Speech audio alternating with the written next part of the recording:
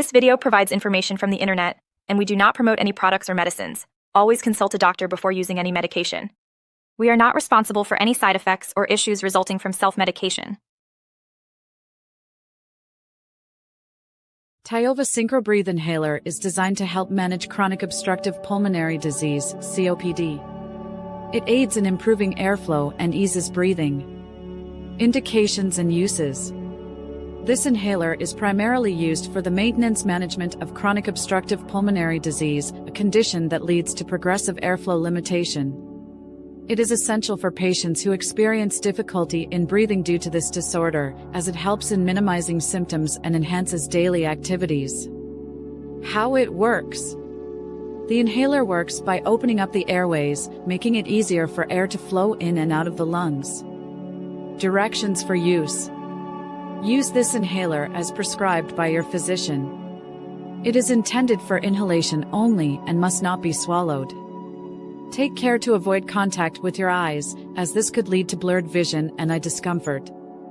Your doctor will determine the appropriate dosage based on your age, weight, and health condition. Never stop using this inhaler without consulting your doctor.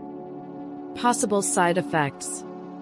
Common side effects include dry mouth, while less common effects can involve dizziness, headache, and gastrointestinal issues. If any side effects worsen, it is important to contact your doctor.